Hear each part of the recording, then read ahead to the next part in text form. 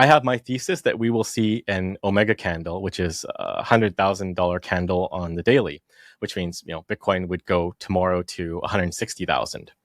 And I just see all the macroeconomic factors pointing towards that happening. U.S. debt is now $3 billion a day. Previously, it was $1 billion increase per day. And interest payments next year are likely going to top 1 trillion on a 7 trillion debt at that time. Who knows? But none of this is sustainable. And at the same time, you have strong Bitcoin fundamentals. You have strong corporate acquisition of Bitcoin by MicroStrategy, by Tether, and others. You have the ETFs, which are still accumulating. It's been flat for the last couple of days, but on net, they're always accumulating. Jan 3 CEO Samson surprised even the most optimistic and super bullish Bitcoiners with his $1 million Omega candle price prediction for the leading cryptocurrency earlier this year. After the approval of several spot Bitcoin ETFs by the US Securities and Exchange Commission in January, and the subsequent unexpected demand from traditional institutional investors, Samson said he was certain that the unprecedented demand for Bitcoin, primarily through the ETFs, would spur an equally unprecedented price explosion. He predicted that we could see Bitcoin explode by tens of thousands of dollars in a single day, as more traditional investors get aboard the IBIT and FBTC train. While very successful in the early days, especially in March when the ETFs recorded billions in inflows that helped push Bitcoin's price above $73,000 for the first time in history, the demand for these ETFs has since slowed considerably, and the price gains are not coming as fast as people like Samson initially predicted. Despite how rocky the past few months have been, Samson is insisting on his mega $1 million prediction for Bitcoin, which he says could still happen in 2024, or, at most, in 2025.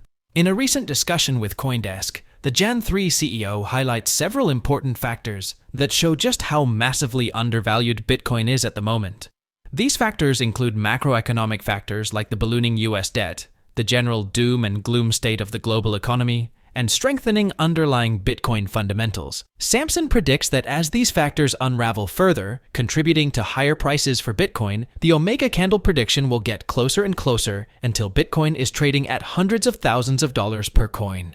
We will now bring you clips from the interview. But before we do, please take a little time to like this video, subscribe to the channel, and turn on post notifications for more videos like this.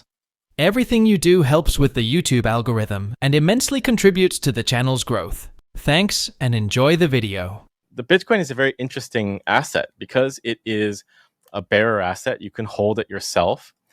The supply schedule is fixed, right? Every 4 years there's a halving, and it's like every 10 minutes there's a block. There's not that much to worry about if you're a hodler, or what we call people that hold Bitcoin. So you can kind of put it into cold storage, turn your phone off or your computer off, and just go travel and read books for a year and come back, and you'll see what happens. Like, the price probably will go up. But it differs from things like fiat money, where you have to pay attention. You have to be watching the Federal Reserve. You have to dial into the FOMC meetings and hang on to every word being said. If you're holding equities, you have to pay attention too. So I think it's a very different thing. And as people understand this interesting property of Bitcoin, that you just buy and hold it for long periods of time, more people will start to understand that the short-term price volatility is really a distraction. You're not buying Bitcoin for the gains in the next year. You're buying Bitcoin for the gains in 10, 20 years, which is almost guaranteed. The narratives I hear right now that are kind of just really exasperating are things like, well, rate cuts are coming. And suddenly now people have decided rate cuts are bearish because there could be a recession if there are rate cuts. But, just roll back the clock a couple of years, everyone was complaining about high rates, and there's very low liquidity in the marketplace because no one has money. So you can't have it both ways. Is it bearish or is it bullish? It's only one or the other. I think it has to be bullish because you're seeing more liquidity being injected into the system. Another one was, what was it again? That historically September is a red month. Bitcoin does not perform well. And there are reports in various news outlets and by various technical analysts saying, Bitcoin could drop 40%. But, we already had a big drop. I don't think you can just go back to analyze historical data and say it's going to happen again. We had a big drop. And the interesting thing about that big drop was the massive influx of buying that came when Bitcoin went to the low 50s. This was when the US market opened. So the yen carry trade blew up, Japanese market, Asian markets were tanking. And then the moment that the US market opened, you just see Bitcoin rebounding. And I think that goes to show that there is strong demand, especially from the ETFs, where they're relatively price insensitive. And that also applies to Bitcoin being sort of recession proof, because you have large pools of institutional capital that have nothing else to do. So in a recession, I think ordinary people, retail investors, probably are going to have a hard time. But we are seeing pension funds with hundreds of billions of dollars invest in Bitcoin. And that doesn't really change in a recession. They still need to meet their obligations and deliver to the pensioners. And it's the same for every other major institutional investor. They're sitting on piles and piles of cash, and they're going to do something with that. And it's likely that they will put it into Bitcoin. At least that's the trend I'm seeing. You made headlines earlier this year when you said that Bitcoin could reach $1 million this year, and if not this year, 2025. Do you still stand behind that? I think so. The market's wrong. Like, Bitcoin is massively undervalued right now at whatever it is, 56, 7,000 per coin. And again, reiterating what I'm saying, there is just so little Bitcoin out there. You can't double your holdings as a large entity at this point. So it's going to shoot up. The pressure has to be alleviated in other ways. So what I see right now is Bitcoin's like a beach ball, and we're pushing it underwater right now, and people are starting to get bored. Maybe it's intentional, maybe it's paper Bitcoin, shorting Bitcoin and pushing the price down, but that is not sustainable simply because there's so much buy demand. Every quarter, Tether is going to be buying Bitcoin. Every couple months, MicroStrategy is buying, Semler is buying, and we're going to see more and more of that. According to Samson, companies like MicroStrategy, which just announced a $1.1 billion Bitcoin purchase, its largest Bitcoin acquisition in over 3 years, Marathon, and others who are diversifying from the fiat system by buying Bitcoin, will continue to exert some pressure on the limited supply. Then, there is all the demand coming from BlackRock's IBIT and other spot Bitcoin ETFs. According to reports, last week's bloodbath in the cryptocurrency market led to net outflows of about $725 million in digital asset investment products globally, with $721 million recorded in outflows in the US market alone. Bitcoin ETFs registered outflows of $643 million, while Ethereum ETFs lost $98 million, according to reports from Bloomberg and CoinShares. However, spot Bitcoin ETFs have ended their losing streak and have now recorded successive days of inflows. Samson believes this recovery will continue for much longer in the coming weeks and months. According to the Jan 3 CEO, nation-states are next in line to start buying Bitcoin voraciously. Samson, whose firm works with governments for the sole purpose of accelerating hyper-Bitcoinization, believes the floodgates are truly about to open as sovereign nations start accumulating Bitcoin as a reserve asset. Here are more clips from the interview. I think I hear that commentary a lot, like why are we at Jan 3 working with nation states to implement Bitcoin strategies when you don't want them to have it? But first, a nation state adopting Bitcoin is literally the separation of money and state. It's a voluntary separation. And I think that is a good path to pursue and to advocate for. It reduces the power of the state. It separates the ability to print money out of thin air from the state by them adopting Bitcoin.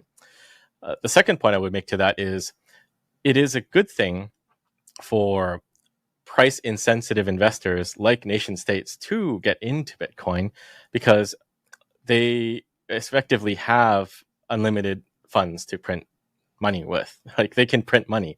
So if they want Bitcoin, I think that starts to solve some of that problem. It alleviates some societal problems too when we inevitably rebase to a Bitcoin standard. If they start sooner rather than later, then it's easier to onboard hundreds of millions of people and billions of people into a Bitcoin standard. But the key thing is like they will be buyers of Bitcoin once they understand that Bitcoin is valuable and they want it. So that money will just flow into Bitcoin. There's just no accountability. At least with institutional funds, they technically need to get the money from people that invest into them and then deploy it. But a nation state can just turn on a fire hose and inject money into Bitcoin. But also that applies to mining as well. I think nation states mining are also going to be less price sensitive compared to, I don't know, more corporate company level miners, which might need to sell Bitcoin to pay power bills. But most energy companies are state owned. And if you see the merger between mining Bitcoin and energy, they do need a base load consumption or usage of the base load. So as it becomes one and the same, that a energy company is a Bitcoin mining company, you'll see less volatility in the market because they're not needing to sell Bitcoin. They're just mining Bitcoin because they have excess energy. But I think we're already seeing the market move away from that with companies like Marathon buying Bitcoin instead of selling Bitcoin. There's no reason at all for a public mining company to be selling any Bitcoin. They should be pursuing the MicroStrategy playbook, which is debt to buy more Bitcoin on top of what they are already mining. But back to the original point, I don't think Bitcoin is incompatible with centralized entities holding Bitcoin because the network itself is decentralized. If Bitcoin is valuable, countries will inevitably want it, just like they want gold and other things. So sooner or later, countries will want Bitcoin. And I think Bitcoin has been designed in such a way that large holders like countries or institutions having Bitcoin does not impact the network itself, because while Bitcoin is in the financial system now, because it is connected through the ETFs, it is still separate from the financial system. So the financial system can drive Bitcoin price short term based on the equities markets or whatnot, but it is totally separate. And like I said before, you can just have your Bitcoin in cold storage, and then at that point, you're totally disconnected from everything. They can do everything they want on this side, issue paper Bitcoin. Hedge funds can short it on derivatives exchanges and whatnot, but you still have your Bitcoin and it's always in your possession in cold storage. In other news, popular anonymous Bitcoin analyst PlanB firmly believes Bitcoin is still in a bull market, but the big pump we've all been waiting for is just yet to come. In a recent string of posts on social media platform X, PlanB announced the end of his sailing trip and the tragic loss of all of his Bitcoin to a storm. Hopefully, that was a bad joke. While Bitcoin continues to trade in the $55,000 to $60,000 range, PlanB plans to buy more in expectation of the big pump, which he is positive will come much sooner than everyone expects. One of his posts reads, "Miners are still struggling with the aftermath of the halving. We need 2x current Bitcoin price to kickstart the bull pump." In another post, he added, "Bitcoin is just waiting for a trigger to explode upwards." When a Twitter user points out that this is the first bull market where Bitcoin's price goes down, the analyst replies with, "This is also the first time we've had a pre-halving all-time high, so the bull market got front-run a bit, which is not illogical with ETF launches early this year and insider trading of those in the know." According to his posts, PlanB believes Bitcoin needs a big relief rally first that will take the leading cryptocurrency from the current trading range in preparation for a bigger pump in 2025, which he believes could take Bitcoin to anywhere between $500,000 and $1 million per coin. Do you agree with PlanB's price prediction for Bitcoin? Please share your thoughts on his predictions and Samson Mo's interview. Also, ensure you like this video, subscribe to the channel, and turn on post notifications for more videos like this. Everything you do helps with the YouTube algorithm and immensely contributes to the channel's growth. Thanks for watching.